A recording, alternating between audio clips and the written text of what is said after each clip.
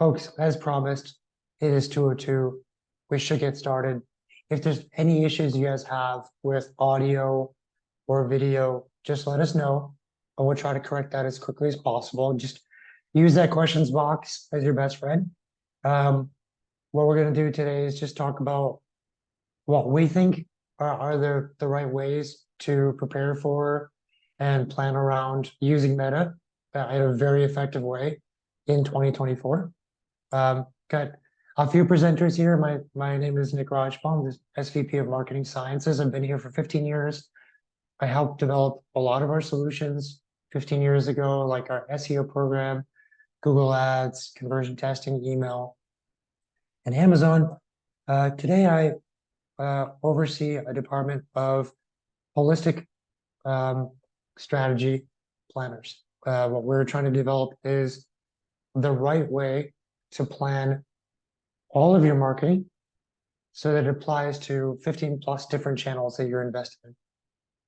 We're going to talk about that a little bit. It's one of our key sections that we'll cover today, but I'm also the host of the webinar series, and thank you all for those of you who come regularly. Thanks for joining again.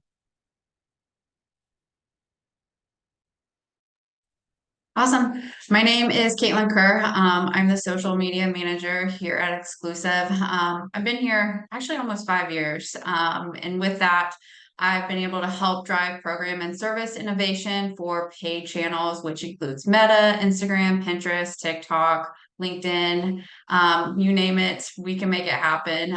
But with that, I've been able to really create best practices within the social marketing space, drive strategies, delivery, and also reporting and delivering optimal performance for our clients. So definitely excited to talk with you all today about how we can help with securing and driving a very strong 2024 together. All right. Hello, everyone. My name is Logan Durant. I'm our VP of Paid Media Strategy here at Exclusive. I've been at the company since 2012. I have had the pleasure of launching our Google Shopping service when it became a CPC model back in 2012, 2013. I also launched our Amazon Marketplace service as well. I led our paid team for several years, and now I work on the strategy side with Nick, helping to evolve our holistic frameworks and strategies. I'm very excited to be here today talking Meta. Yep, we're all going to utilize our different skill sets to talk about Meta in so many different ways. Just quickly talk about Exclusive. First, we are very much focused on making a measurable impact for our clients. Most of our clients, you can only find out about them when you need them, right? You're searching for a category, they show up and you buy from them, and those are the companies making a lot of money. But of course, when a household name is also looking to finally hit the impact numbers that they were looking for, sometimes they veer in our direction. We approach things in a slightly unique way.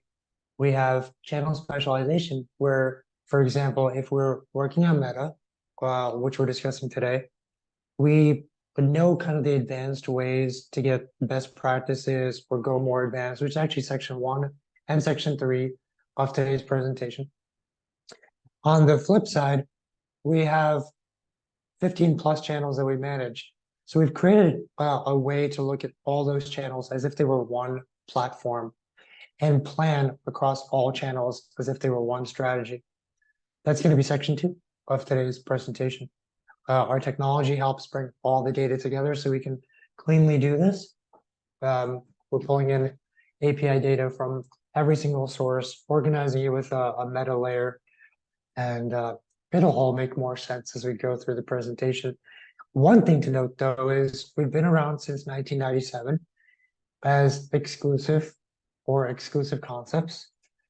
And starting Monday, we will no longer be Exclusive or Exclusive Concepts.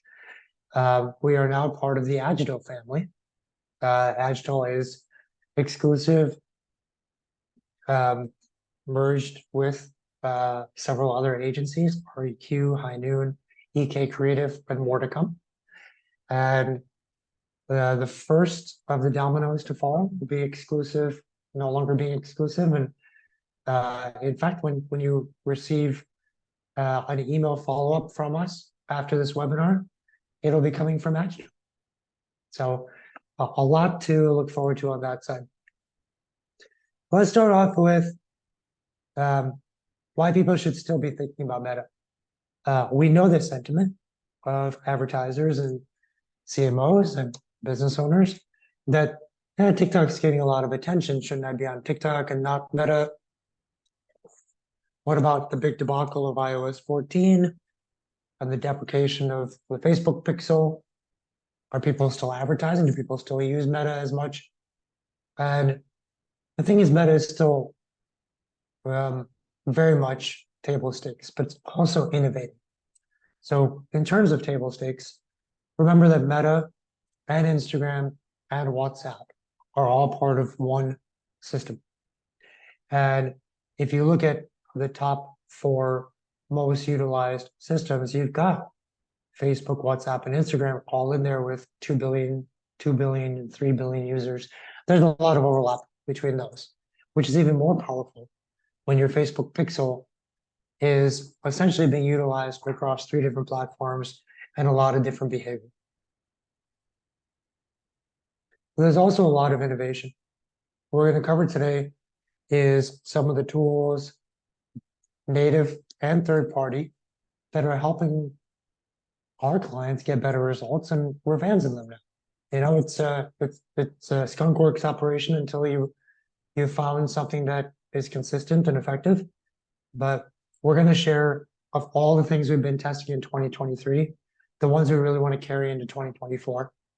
But there is a lot of great innovation. For those of you who are performance minded, it's always nice to know you can get an edge. But it's also misunderstood.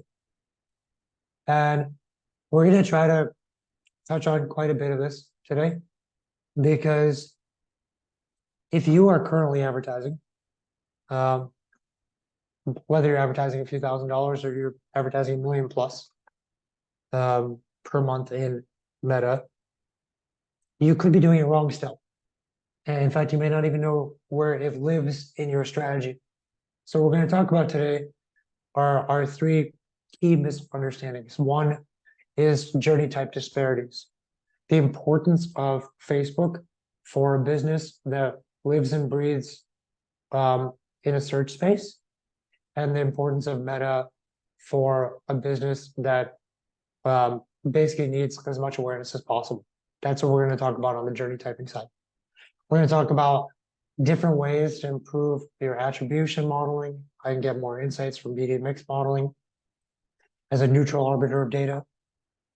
We're also going to try to get down to, if you trust Meta's learning engine, how you actually feed it the right information so that it can work to achieve your goals, which is one of the most misunderstood parts. So the way we're gonna break this down, we're first gonna talk a little bit about, so you've got Meta ads running. Here are things you're doing that are basics that you might be doing wrong. Very much unraveling that misunderstanding of Meta's learning engine. Then we're going to talk about how Meta sits within a holistic strategy from the perspective of your overall media mix, as well as segmentation. And then finally, we're going to talk about the tools that we've been testing in 23 and the latter part of 23 that we believe are going to be really important in 24. So hopefully that's helpful. And what we're going to do is start off with just getting into doing the basics better. Very often we take over an account, or we get the first glance at an account. By the way, we're going to offer that as kind of a free next step if you'd like us to take a look at your account. And sometimes there's a well-established campaign structure and settings, but the basics that people think they're doing it wrong. And because of just tiny differences in tactical deployment, we, for example, took $1 million per month ad spend budget on Meta and we made our technical improvements, and in 4 months, we increased the performance by 187% ROAS improvement. These basics are not so basic when you see how much they impact your business. So with that, Caitlin, pass to you to dive into this section. Yeah. So exactly what Nick was saying is that poor performance doesn't really stem from shortcomings in the platform. Rather, it's coming back to the basics. And I think a lot of times what happens is we either overlook the basics or we don't even know what the basics are in terms of meta advertising. So just a few basics in terms of a successful remarketing campaign. The first one is efficient audiences. So making sure that you're segmenting your audiences thoughtfully by really tiering your audiences based on page qualification and look back windows. So instead of, doing an audience that captures all site traffic, let's really pare it down and figure out, okay, maybe not all of the site traffic we're getting is very valuable to us. So let's pare it down to users that have viewed 4+ pages so that you're getting in front of those qualified users rather than wasting spend on people that have come to the site and then just bounced and not coming back. So that's one area for efficient audiences. The other thing is monitoring your frequencies. So you want to be very mindful of making sure that you aren't delivering your ad too often to users. When you think about remarketing audiences, you think about a smaller segment of users compared to that of cold. So one thing that you want to do is make sure that your frequency isn't capped or is capped at like a 4 frequency when you look at like a 30-day window, because as even just a consumer myself, when you're seeing the same ad over and over, you become really annoyed and frustrated. So that's something we want to decrease, is that frustration from users. And so doing that is making sure your frequency is between that 3 and 4 time frame. And the other thing with frequency is that when your frequency gets higher, your CPM goes up because the algorithm knows that you shouldn't be delivering it that much. So you tend to see your CPM go up as your frequency goes up. So keeping in check on your frequency is super, super important with remarketing audiences. Last thing for efficient audiences is suppressing audiences and eliminating audience overlap. So what you want to be mindful of here is whenever you do the audience tiering is making sure that you exclude any audiences you have in another ad set. So for example, if you are targeting an email list in one ad set, in the other ad set, you want to make sure that email list is excluded because you'll create overlap of audience targeting, which again turns to an increase in CPM and kind of wasted spend as well. So those are the 3 kind of tactics we take with efficient audiences for remarketing. The other side of being successful with remarketing campaigns is utilizing first-party data. So one thing that we know is really with the Facebook pixel, we're missing out on some of that data that we capture with users that get to the site. So one way to really fill in that gap of data that we're missing is utilizing your first-party data. And there's so many different techniques and strategies that you can utilize with first-party data to really help drive even more success with remarketing audiences in your account. So next thing that we'll talk through is the meta learning engine and really letting it learn. So first one here is, again, talking about the frequency and being mindful of not serving your ads too often to users and finding that happy medium and sweet spot of this ad is starting to annoy me and the user is not seeing it enough. And just making sure that you are taking a look at that every so often to make sure that you can, when you do see the frequency decrease, you can increase your budget on remarketing and vice versa. Second option here is lookalike control. So one thing that's really unique with Meta is that you have this opportunity to reach new users through their lookalike audience. So a lookalike audience is a percentage of the US population that's most similar to your seed audience. What we find is when you utilize a high quality source audience, so an example of a source audience could be users that have purchased 2 times over the last year, and utilizing that as your source audience so that Meta can then take that information and those attributes from that audience and utilize that to create a lookalike audience. So really being mindful of the type of source audience you utilize for your lookalike audience will contribute to even stronger new users that you're driving to your site. Next one is list management. So again, kind of hitting back on first-party data. So utilizing email lists to reach users beyond what the pixel can capture. So like I said, there's tons of different ways that you can segment your list based on consumer behavior. You can segment based on users that bought specific products within a category. You can segment based on users that have not interacted with your email campaigns in the last few months. So really being mindful and really figuring out who are the valuable users that we already have access to with our first party data that we can then utilize on Facebook.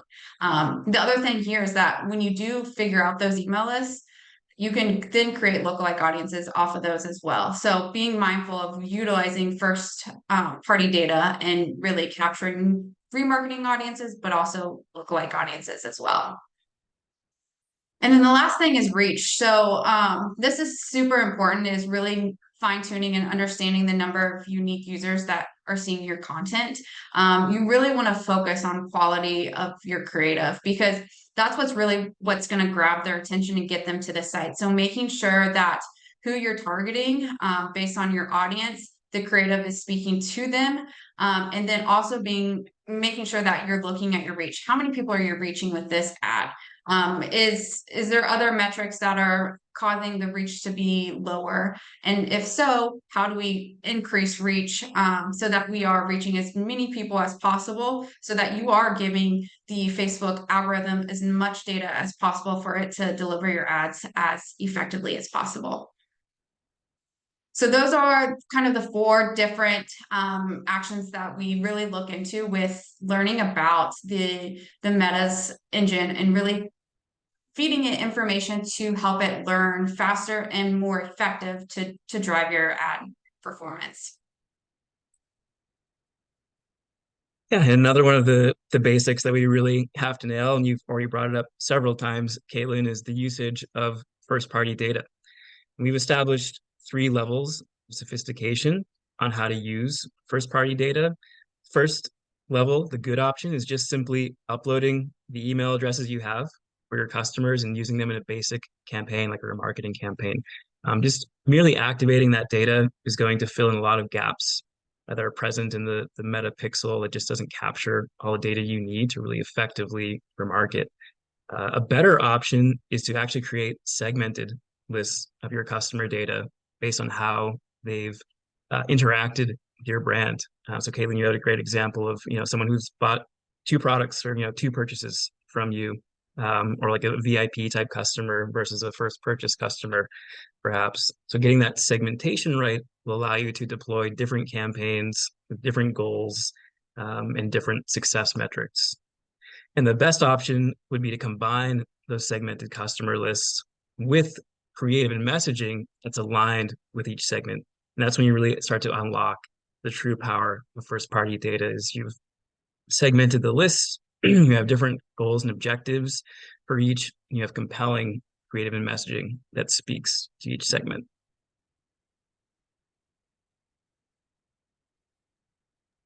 Yep, and I wanted to quickly answer 2 questions that came in. Javier, you said, how much do you recommend spending on paid ads? For the last few years, every few years, we do like a test of clients that are seeing really good performance versus ones that are kind of stagnating, to try to find the point at which we believe you've put enough spend into Meta for Meta's learning engine to actually learn. When Meta's engine actually learns, it starts to qualify and disqualify who should see your ad and do a better job of getting people towards a call to action. Historically, that number was 2,000 per month, where if you at least spent 2,000 per month in Meta ads, you'd see good results. Currently, it's about 5,000 per month. So if you're going to start off with a minimum budget for Meta, I would say ideally you're at least 5,000 per month. Navasa, Namaste Sabayam, your question was, can we email recording? Yes, we'll be sending recordings and PDF copies of all this. And we'll get into Eric's question later. Actually, it's a pretty basic. It's based on the basics here. What are your recommendations for boosting posts versus running ads? My marketing team is boosting every single post, which doesn't seem wise to me. Thoughts on that, Caitlin? Yeah. So great question. I think boosting posts are great when it's combined with your paid ads. So you definitely want paid presence because that gives the algorithm more time to understand who you're targeting. Whereas with boosting posts, it's pretty fast and happens pretty fast. Like you can boost it for a week, that's fine. Then the algorithm, doesn't have anything else. Then you boost another one. So you want consistency with your advertising. And I think that's where it comes to having paid ads running alongside boosting posts every once in a while. You get better efficiency with that, and it's a better use of your spend with paid ads on social. Awesome. So, what we're going to do next year is kind of talk about how Meta lives within your holistic marketing, because a lot of people are looking at Meta as a line item. I've got Google, I've got Meta, I've got TikTok, and they're all supposed to do their own independent thing. But your customers, from first moment that they find out about you till purchase, are bouncing from one platform to another, and it's your job to take them all the way through the journey. So we want to talk about bringing Meta in a more holistic way. For us, what's been challenging is 10 years ago, to get in front of our clients' customers, we only had to market in like 6 different channels, and that covered all the activity of their customers. That was it.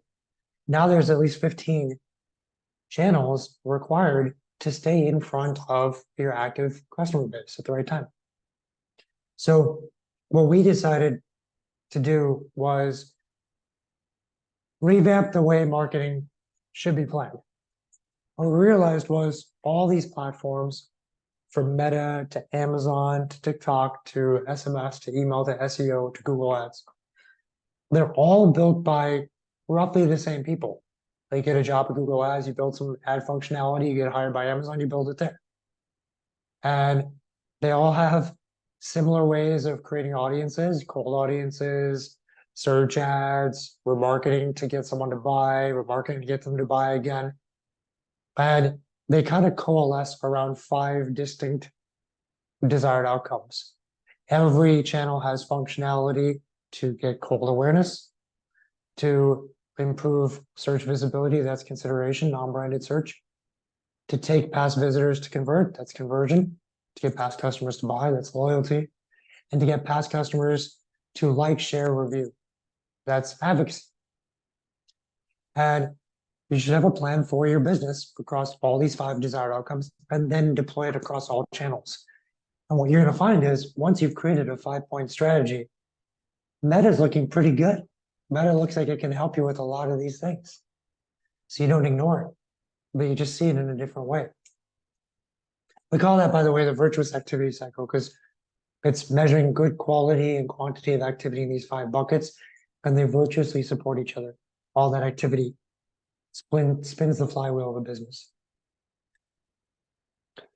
Now, what we realized with something like Meta is great for converting visitors, whether the visitors came in from Google Ads or they were inspired from a Meta ad that they saw in the first place.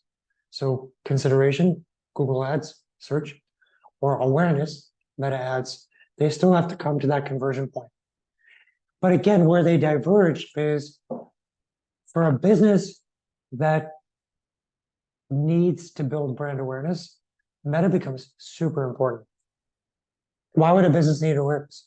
There's a few different scenarios. One is represented by these type of examples, like you sell insurance, and people will, in life and limb, only trust a brand that they've heard of So you've got to build awareness. That's a reason to build a lot of awareness. Another reason is because if someone wants the product, they don't even know what to call it. There's no search language that is materialized in this market. So you have to find the right buyer and say, hey, you've got a Jeep. These are these perfect Jeep headlights for driving through the desert. You know you need it, so here it is.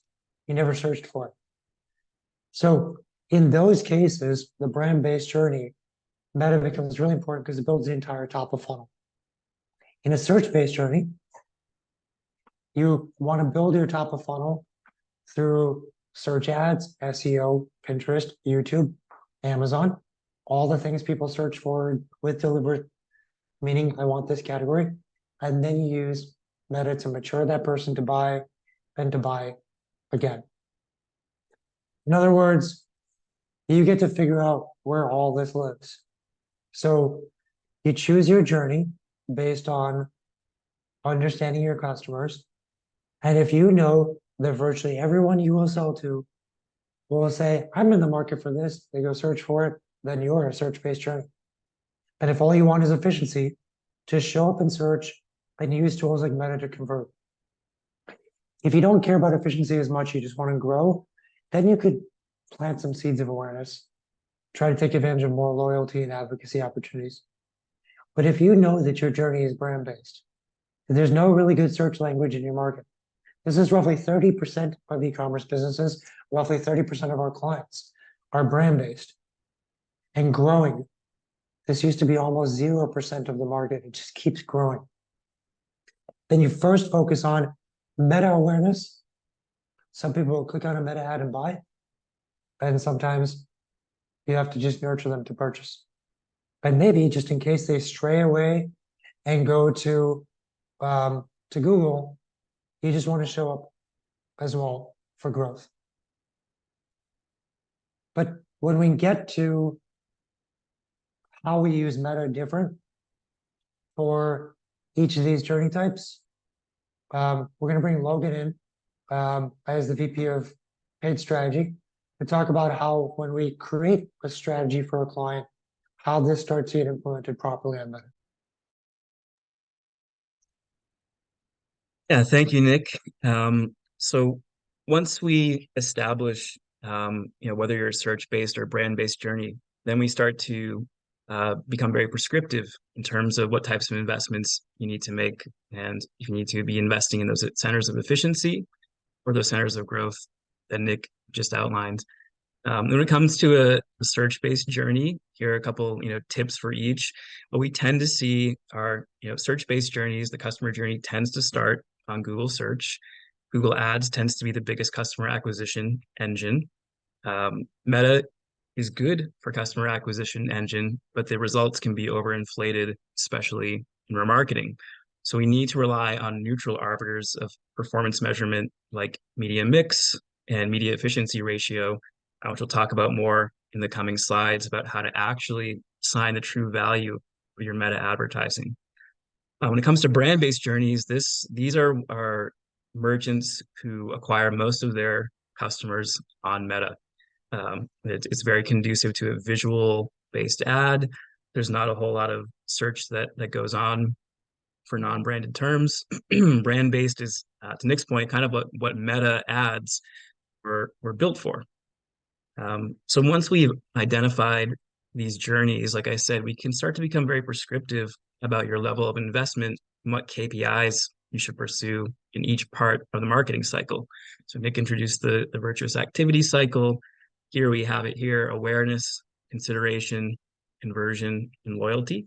These are 4 of the 5 components of the marketing cycle. Here's an example of something we might prescribe for a brand-based journey. So again, a brand-based journey, probably a merchant who is acquiring most of their customers through Meta as the primary acquisition tool. The other lens that we look through in determining the investment strategy is whether you are a standard investment or an alpha investment. Standard investments tend to look at short-term metrics like revenue and ROAS. If you're an alpha investor, you're kind of investing more in the long term. You're investing in less efficient parts of the Meta ecosystem in order to promote growth in the future in the form of CLV or in the form of just new customer acquisition or even brand awareness. So in this example, we have a brand-based journey with an alpha distribution. When it comes to awareness, which are people who have not been to your website before, probably aren't aware of your brand, we recommend a very high level of investment because that is your customer acquisition engine in Meta. And the KPIs can be a combination of revenue and also maybe some awareness metrics like reach, engagement, things like that. You can afford to invest in brand awareness when you're have an alpha distribution. The next piece is consideration. We recommend a relatively healthy amount of investment in this. Consideration would be someone who's maybe interacted with your brand or with your ad a little bit, but they haven't yet been to your website. So we're just starting to nurture them further through the customer journey. And what we're looking for here are click-through rate and eventually a conversion. The next piece is conversion. We want a high level of investment here.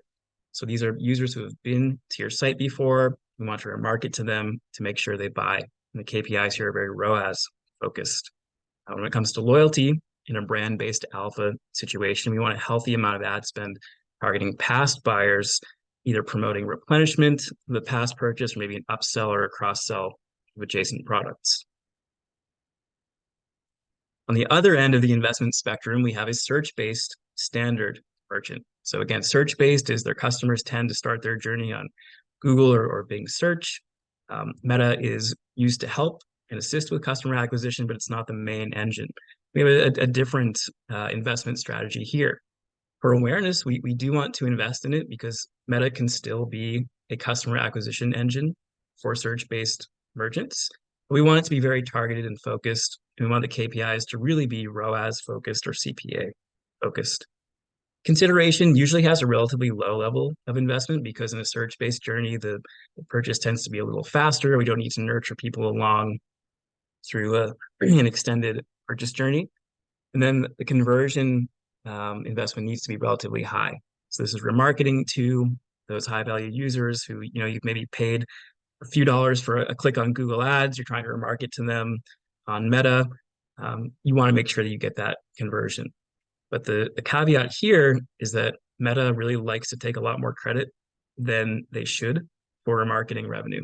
So you need to have an attribution model that makes sense and kind of more accurately reflects the value of this conversion investment. So like Caitlin can attest to, we see, big revenue numbers in remarketing, but we want this to be incremental revenue and we don't want it to be ad spend that's spent needlessly. So a conservative attribution model, like a 7-day click, no day view attribution model is kind of a good place to start, I think, with an ad investment in conversion. And then loyalty largely depends on your customer lifetime value, but we want at least a small focused ad spend here on loyalty, again, promoting that replenishment or promoting cross-sell or, adjacent products. Yeah, we got 2 questions here as well. Is it more or less efficient to do both journeys at the same time? First of all, it's really helpful to know that the rule is you have to choose one journey type.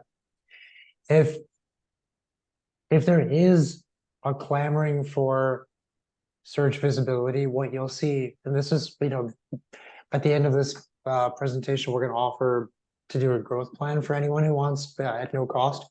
We'll take, as part of this plan, we'll look at, your website and 2 or 3 competitors. And if we look at the organic visibility and rankings of all 4, and you all rank for the same keywords, that means you're all trying to show for the same keywords. It means you're a search-based journey. The competition is about showing up when the keywords are typed in. And if you think that you want to explore outside of that search fight that all you and your competitors are always fighting every day, and you want to explore meta and awareness, then you haven't switched from a search-based to a brand-based. You can't change the nature of your customers, but you are saying, I'm willing to forfeit some efficiency that I can gain in search to get some growth that I can get in the vacuum of awareness.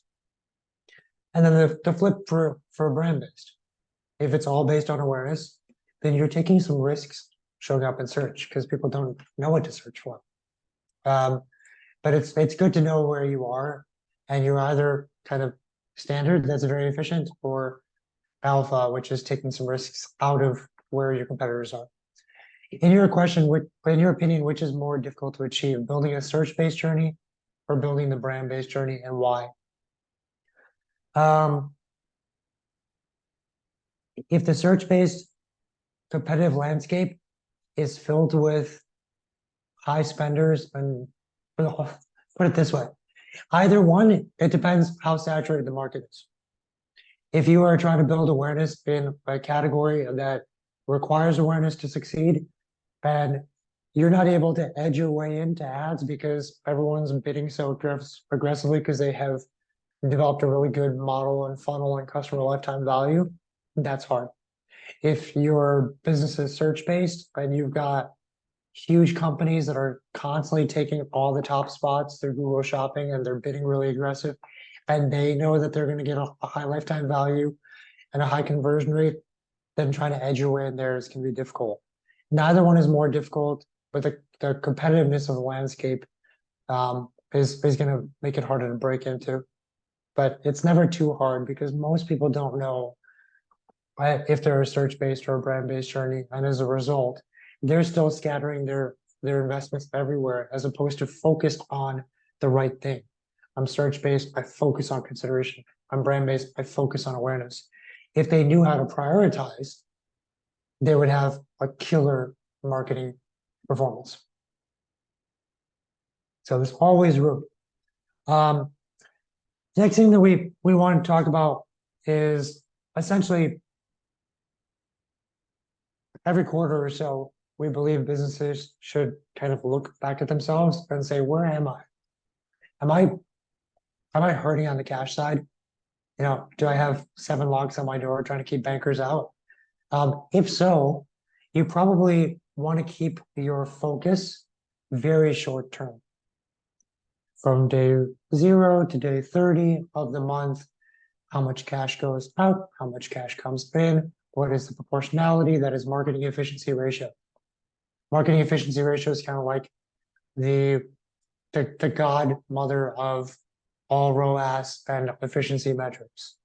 It is, well, a single metric to judge your efficiency.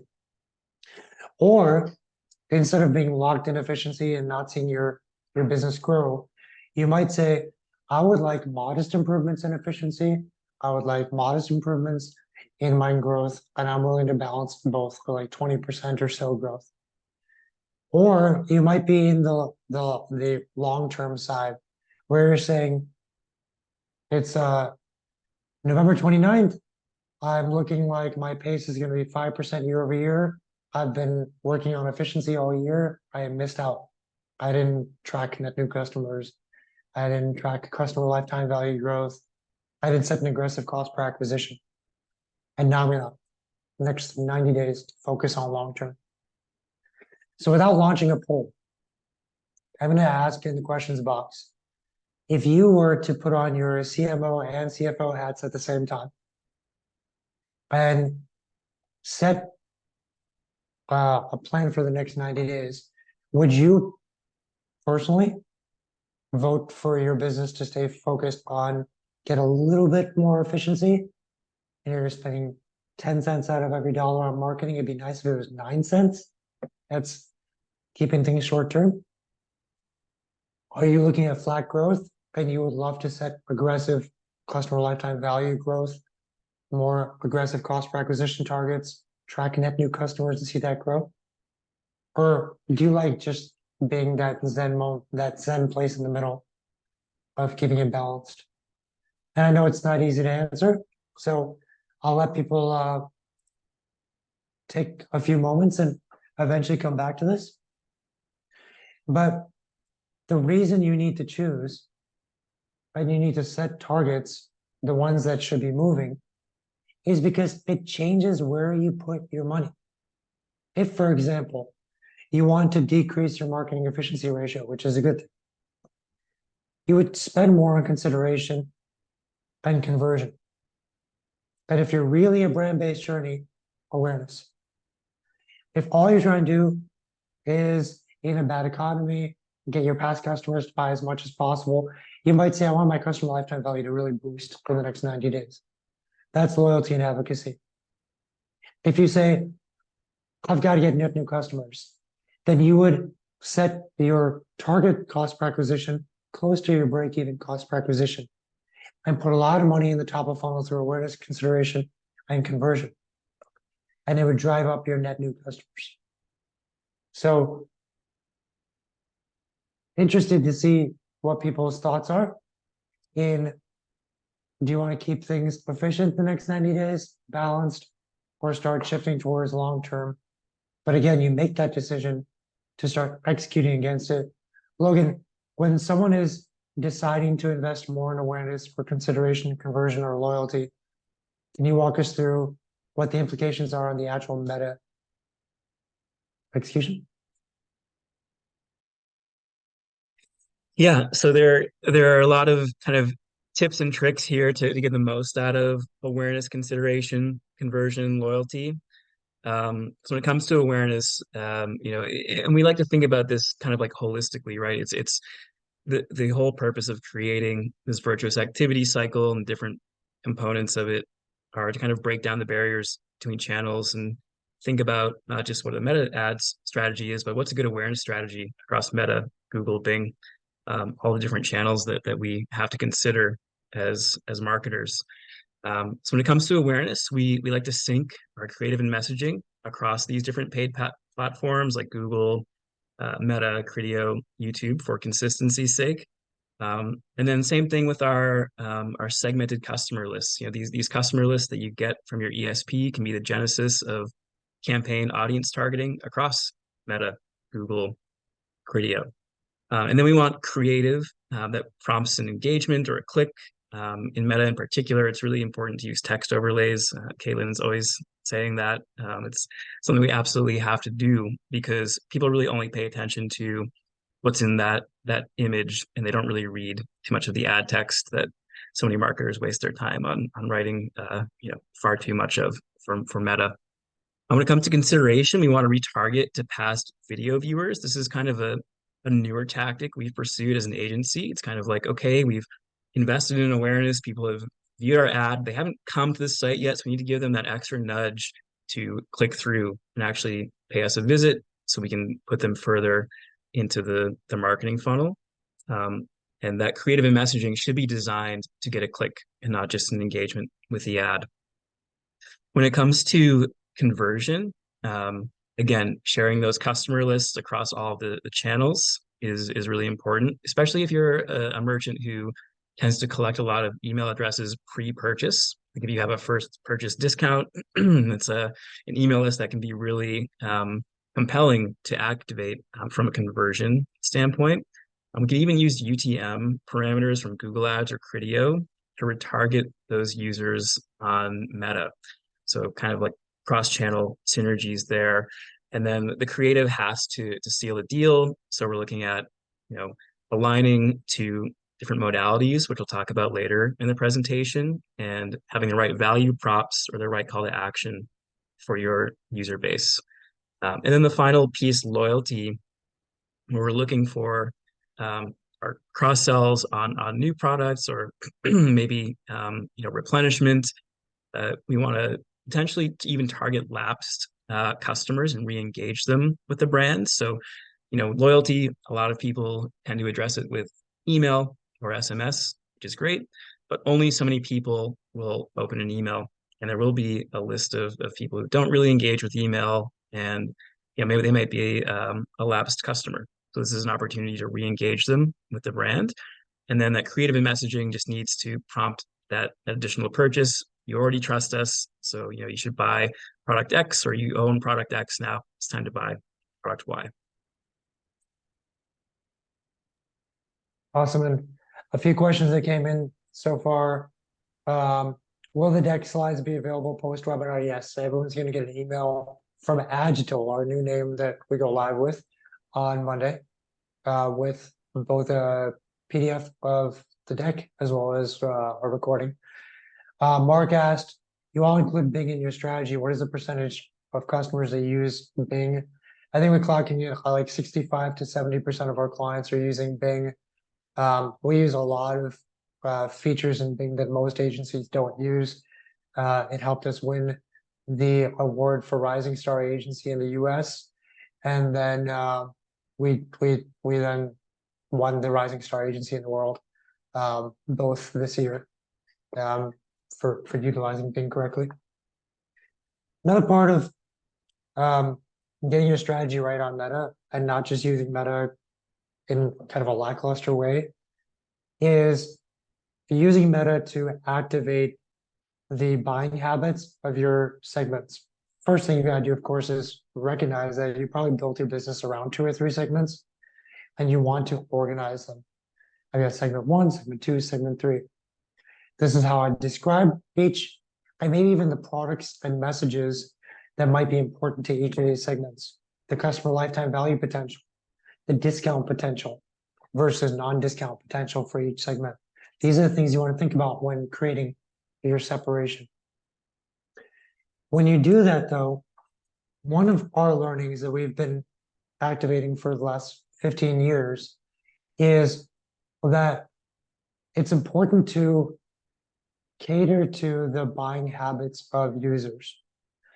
When you've determined the segments that you have for your business, but you'll probably say, okay, I've got this segment.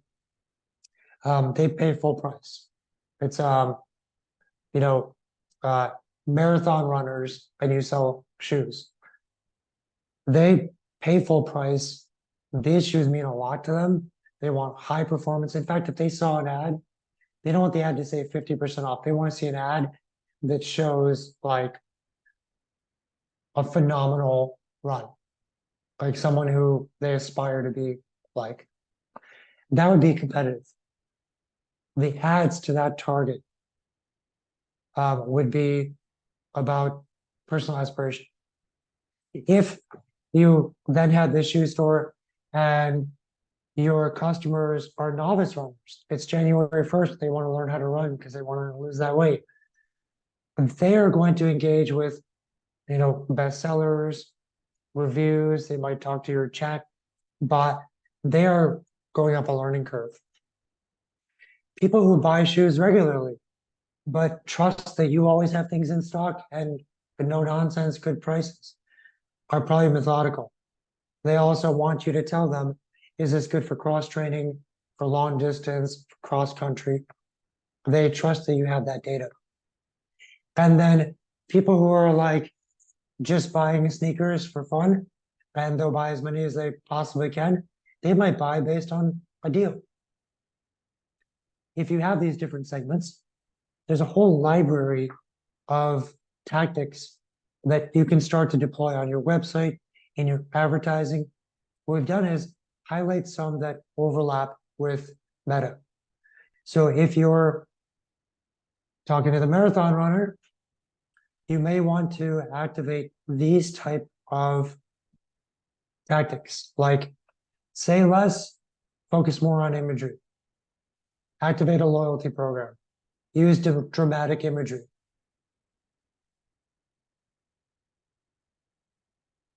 If your buyer is, this should say methodical, not competitive. If your buyer is methodical, you might want to say buyer's guide for cross country running 2024, right? Take the first thing that's most important and start to work your way through. User-generated videos, FAQs, cross-sells, accessories. If your buyer is a novice and needs help going up the learning curve, testimonial ads, website ratings, user-generated content, editor's picks. You're the expert. Tell me what to buy. If it's spontaneous, you could do mega sales, first purchase offers. I just left my cart. I just got a 20% discount. How did that happen? That activates the spontaneous buying. Now, unfortunately, once again, our poll system is down for some reason. I'm going to try. It won't even let me launch the poll. For some reason, Zoom is just blocked out of polls right now. If you're engaged right now in this, we want to see in the questions box here. Throw out a modality or two that you think apply to your customers. Do you think your customers are competitive, social, spontaneous, methodical? Don't make us feel bad that the poll is not working. So please go to the questions box. Chelsea, hey Chelsea, good seeing you. Said competitive and social. Anonymous said competitive and social. Eric, competitive, methodical. Paula, methodical. Chad, social. Megan, spontaneous. Kevin, competitive, social. I'm going to take out people's names now. Methodical, social, methodical, methodical, social, social, methodical, spontaneous, methodical, competitive, methodical. What's methodical? Methodical, social, competitive. You see, though, your entire strategy has to be different. It's not just about I'm on Meta. You're on Meta with the purpose. You're on Meta with a different purpose for every different customer you have. Okay, with a few moments left, we've been testing a lot in 23.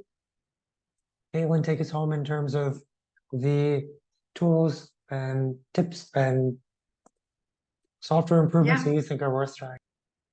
Of course. So yeah, so now, I mean, we've covered the basics, and with that, now it's time to get innovative and like thinking about what things can we do to really push your ad account in 2024. So first one being utilizing Meta's automated ad products. So one of them being Advantage Plus shopping. So this is a newer strategy that Meta came out about a year ago now.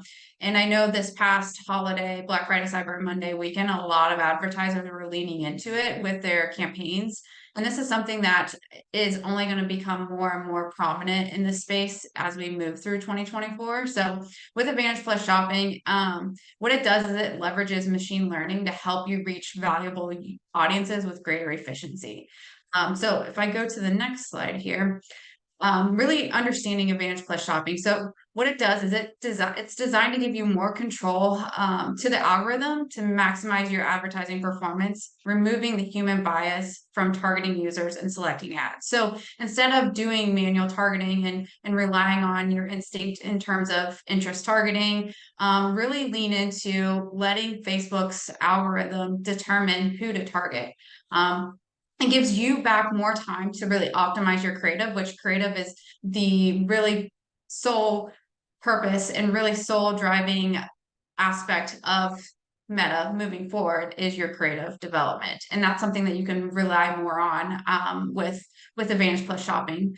It's also a great way to acquire new users. So with it, you can control, you have a capacity to control the cap on how much you can allocate towards new customer remarketing, past purchasers, and cold audiences. What we found is creating a cap where you're not spending any money towards new customer remarketing or past purchasers, and instead putting all of your focus on new customer acquisition with ASC Plus has allowed our clients to increase their efficiency while decreasing their cost per acquisition, which is really great. And it also allows you to not create the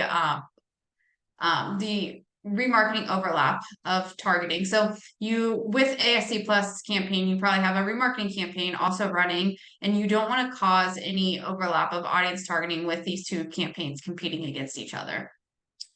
So those are kind of some tactics that we've utilized and that we found has performed really well for our clients. So I think moving forward into 2024, definitely lean into Meta's different AI technologies, especially Advantage Plus shopping. Awesome. And since our poll is down, we're going to just give you guys slightly different instructions. Actually, this is what we used to do back in the day, which is so much easier, I think. If you spend at least $5,000 per month in Meta ads, and you want us to look at, are you using the right attribution and tracking? Are you using the highest performance techniques? Could you get more strategic creative going in? Do you want us to figure out why you can't spend more and why your diminishing returns curve is peaked? In other words, every time you spend more, your return on ad spend drops. That means you're at the peak of your diminishing curve. So we can define ways to extend that. That's one of the first steps we do when trying to scale an account that is stuck. And then of course, with that, we can scale profitably. I see people are already typing in meta ads audit, but yeah, if you're interested in this and you qualify because you have, let's say around 5,000 or more, if you're a little under, no big deal. But do type that in. Logan and I will be working with you guys as next steps. So we'll tap Caitlin in to help as needed. But we will we'll meet with you. We'll understand what your goals are. We'll get access to your meta ads. We will dive really deep into a plan and we'll share a plan. This is what you should do. If you want us to do it, sign with us, and that's what we're going to do in 24. So no cost to that. We just hope that it's something you're fairly qualified for because there's data for us to analyze. That's the main thing. That we're doing an audit because there's data. Awesome. Moving on to another tactic for 2024 is utilizing Advantage Plus Creative. So it's another automated ad platform that Meta has rolled out. This is where you can utilize different tactics with creative within the Meta Ads Manager. So you can create ads that, the algorithm will decide to increase your brightness and contrast. It can include an image template that has your headline of what you had in your text on the actual image itself. It will show relevant comments underneath your ad. You can add music, 3D animation. So really leaning into these and testing them out and see what works, what doesn't work.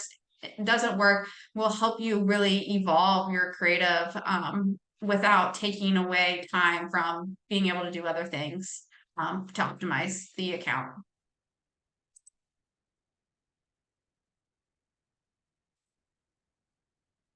Next thing here is partnership and white labeled influencer moments. So the thing with partnership is that you are able to expand your footprint with partnership and influencers by leveraging their content. So really getting engaging content that's authentic will really help you stand out from the rest of advertisers. One way that you can find influencers, if you're wondering, well, where do I go to find influencers? Meta has a Meta Brands collab option in your business manager that you can utilize, and it will find influencers that are similar to your audience. So it's a really great resource for you to figure out finding influencers and reaching out to them. With this white labeled influencer, what happens is that you'll have access with your partner, and what happens is the ad leverages signals from both accounts, so your influencer account as well as your account, and it helps improve your rankings, which will increase your performance long term. And you can see in this example, it showcases that it coming from your brand and also your brand, your partner as well. And the last tactic here is utilizing third-party tools to help cut down on the amount of time you're spending on discovering your next ad idea. So instead of, gone are the days of running to Facebook ad library and searching a brand and finding their ads. Instead, utilize third-party tactics like Foreplay Creative to go to one place that has over 1 million ads from Meta and TikTok all in one place. Really helps with improving your ad workflow. You can easily save and organize the ads that you find, share those ads with your creative team to help with that creative process. So definitely leaning into more of these tools, these outside tools to help with fine-tuning your creative process, but also seeing what your competitors are doing, so you are staying above and beyond in terms of what's happening in your industry. All right, one of the final pieces of content we have here are reasons why Meta might be giving you bad revenue data. I think we have about 30 seconds, so I'll keep this really brief. The original attribution model of Meta was a 30-day click, 1-day view model. People started to realize that attribution model was really inflating the revenue that Meta was actually driving. So people started to distrust that, and they used GA, Google Analytics, as a neutral arbiter of performance. Problem with that is that since iOS 14.5, millions of iPhone users started to opt out of tracking for Meta. So they weren't sending their behavioral signals to Meta. They weren't allowing Meta to report on the revenue that was being achieved through purchases from ads. So if you were relying today on Google Analytics GA4 as an arbiter of your Meta ads results, you're dramatically undervaluing the channel and not really looking at an accurate measurement of what Meta is driving. On the other, I guess germane to that too is the conversion API or CAPI. So this is created to kind of bridge some of the gaps between some of the new privacy laws that have been instituted. And what it does is it allows your own web server to send behavioral information on your customers directly to Meta without breaking any privacy laws. And what it does is it attributes more purchases, more revenue to Meta ads to let you more accurately measure its value. So you need to be using the right measurement tools. You always need to be using neutral tools to kind of measure the overall impact of Meta to your site-wide revenue. That's where things like media efficiency ratio and our own media mix modeling tools come in to really accurately measure that. You need to make sure that you're not relying on GA4 data to measure Meta results. You absolutely have to have CAPI installed to pass that conversion data onto Meta. Awesome. And we were hoping to offer a growth plan for everyone. But we'll do this the same way we've done it for the Meta audit. We do like to take a big picture view for every business that we work with, analyze journey type, segmentation, goals. We use tools to study all the different decisions your competitors are making, where they're investing, how that's influencing their brand visibility and their adoption in the market, and then come back to the table with, this is the right marketing mix and plan for you to hit all your goals. We don't charge for this process. So hopefully it's something that you guys are looking for. We can schedule it for Q1 after the holidays are over. So there's no rush if you need a little more time. But for those of you who asked for the Meta ads audit and growth plan, thank you. We'll be reaching out shortly. Now let's just see if there's any questions that Eric's saying tech stack and understanding of customers has evolved a lot. Your tech stack, you love a fresh growth plan. As we anticipate using Agile for Google Bing and Meta, awesome. So glad to hear that, Eric. Thank you. Yeah, looking forward to that. See if there's any other questions. Thanks, Kim. Appreciate it. Happy December to you as well. I'm glad you learned something new. See if there's any question that has not been answered yet, because we were taking questions as they came. Did you guys see any that we didn't answer yet? Oh, Bailey's question? Is there a specific that's the one. All right, go ahead, Logan. Yeah, so Bailey asks, is there a specific retargeting software you recommend using that best integrates with all the major search engines? And are you aware of any performance penalization, deprioritization for using a third-party software program ad campaigns rather than programming Google display ads directly, for example? So I don't think there's any, penalization that happens.